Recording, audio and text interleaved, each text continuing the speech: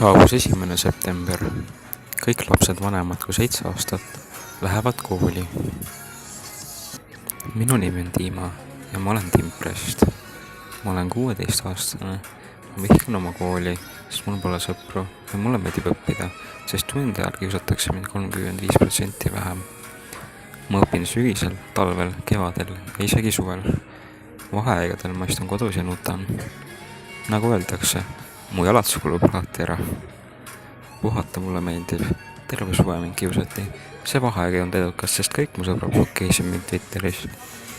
Ma juba ammu unustasin, et saaksin siit ära põgeneda.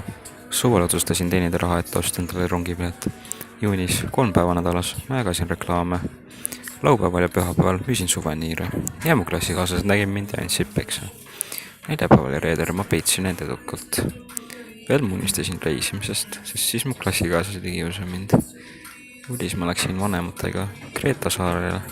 Kreetal sain ma vaadata lossivaremeid ja Mintauri labyrinti ja sain ette kujutada, kui palju parem on teiste inimeste elu. Augustis tuli mulle külla mu sõber Vasja Petrov Sankt-Peterburist. Tahtsin talle näidata Eestit ja eriti oma rolle klassikaaslasi. Ma tahtsin, et Vasja mõrvaks mu klassikaaslasi. Ma näitasin talle oma kooli ja viisin ta sinna. 3 suvekuuga jõudsin hakata igatsemaan neid lolle. Aga mis tehtud, see tehtud.